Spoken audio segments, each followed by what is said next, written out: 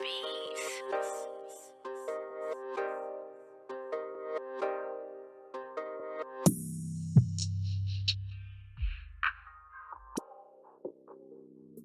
Yo, what's up, YouTube? This is your boy Junior, aka Smoking Guns, out here in Tucson, Arizona, representing the Ultimate Fight Club, giving you the latest content in boxing and MMA news that is out. So tonight's video, we're coming out with another one, and this video is going to be on tomorrow night's UFC 234. And literally, I've been waiting all week to see this damn UFC fight card because, man, they're going to have some pretty good fights on there, and I'm pretty much looking forward to the main event and the co-main event for this fight card. And the co-main event is going to be on ISRAEL Adesanya versus Anderson Silva, and the main event is going to be Robert Whittaker versus KELVIN GASTELUM.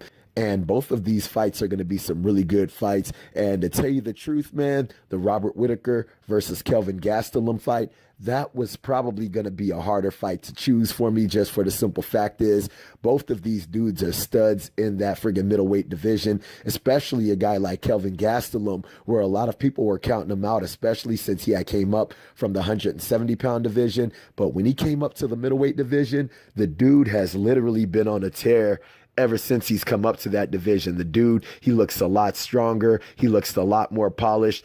And he looks super comfortable being in that damn division right there. It's almost like he's found his home being in that damn division. Even the loss that he had against Chris Weidman, where he was actually winning that fight until Chris Weidman started wearing on him.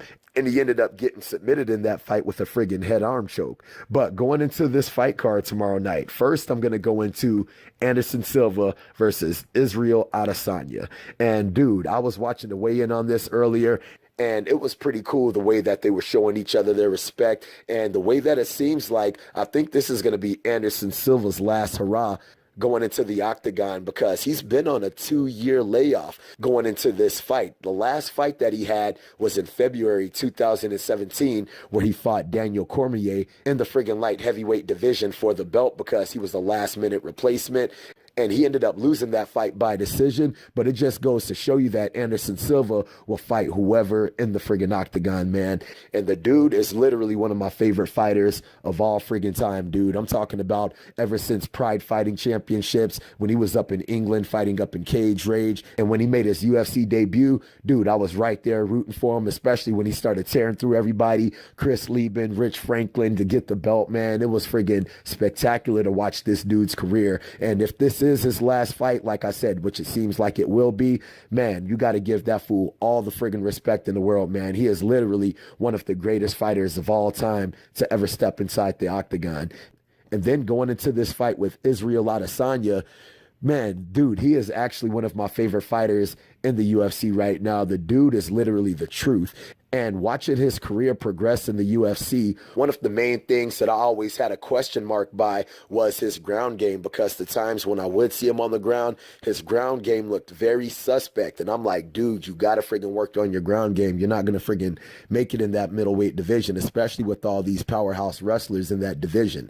And when I seen him in his last fight with Derek Brunson, a dude who is a powerhouse puncher wrestler, and ISRAEL Adesanya friggin' beat the friggin' brakes off of that dude, man. He looked like a vintage Anderson Silva in that fight. And that's why I'm so excited to see this fight, because you have the old school versus the new school in this fight. And dude, I really don't want to pick against Anderson Silva in this fight, just for the simple fact is I'm always rooting for him. But going into this fight, I have ISRAEL Adesanya winning this fight. And the main reason I have ISRAEL Adesanya winning this fight is because, for one, Anderson Silva has been on a 2-year layoff. And the last time I seen him in a 2-year layoff was when he broke his leg against Chris Weidman. And when he came back after a 2-year layoff, he fought Nick Diaz. And he did not look good at all in that friggin' Nick Diaz fight. He looked like he had a lot of ring rust. It looked like he really couldn't adjust himself properly. And going into a fight like this with ISRAEL Adesanya off of a 2-year layoff, dude, I think that is a bad idea for Anderson Silva. Will he get knocked out? It is quite possible, because he has been knocked out in a lesser striker in Chris Weidman. And you got a guy like ISRAEL Adesanya who I pretty much see as the new Anderson Silva in that friggin' middleweight division. I mean, that dude's Muay Thai background and kickboxing background is friggin' astonishing, dude. I mean, he's got so many damn Muay Thai fights, and then making his way into the MMA scene.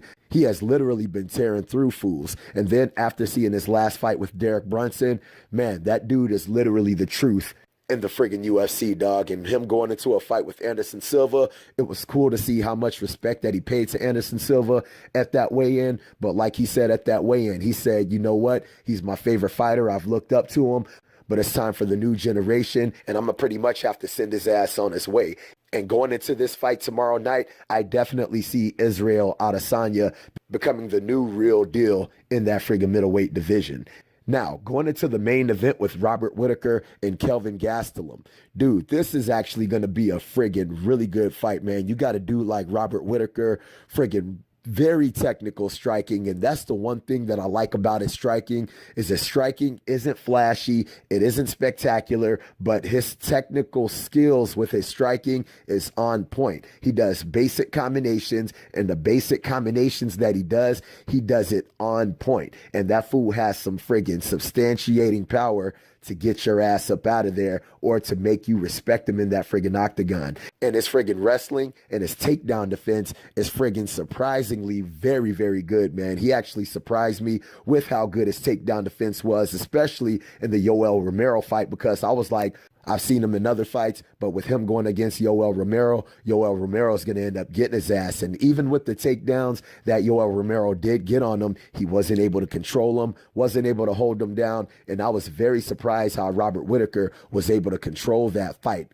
And then you have a guy like KELVIN GASTELUM, who is a friggin' great wrestler, and he's got some really friggin' good boxing for that middleweight division, man. I'm telling you, his friggin' striking in that middleweight division, you would think that some of the guys would have the upper hand on him, but his friggin' hands are friggin' nice in that damn middleweight division, dude. And he's definitely going to give Robert Whittaker some problems. But if I have to pick a winner in this fight, I would definitely have to pick Robert Whittaker. And I would like KELVIN GASTELUM to win, especially him being an Arizona dude too, being from Yuma. But I think that Robert Whittaker is just a more precise technical striker. I think he's going to be stronger going into this fight. He has the height advantage. He has the reach advantage because I think KELVIN GASTELUM is like 5'9", and you have a guy like Robert Whittaker who's 6 feet. Has a nice reach advantage on KELVIN GASTELUM, and he uses a lot of variety of striking with all of his fights. Robert Whittaker does. He uses his punches, he uses his kicks, and he's able to use them very nicely, not wasting any energy, being able to do everything nice and technical. And I think that his wrestling defense and his grappling ability is also going to play a huge part in this fight, especially if KELVIN GASTELUM starts going for takedowns and such. I think that Robert Whittaker is going to be strong enough, and I think that his wrestling ability is going to be able to negate whatever KELVIN GASTELUM is going to have in store for him going into this fight. But for both of these fights, the co-main event and that main event, dude, these are going to be some friggin' badass friggin' fights, and I definitely can't wait to see both of these fights tomorrow night, all right, you guys? So I hope you guys like the video. If you guys like the video, make sure to hit the like button. If you're not subscribed, make sure to subscribe to the channel. And if you guys have any kind of questions, any kind of comments, hit me up in the comment section, and I'll be sure to hit you guys up, all right? So I hope you like the video. Holla at your boy.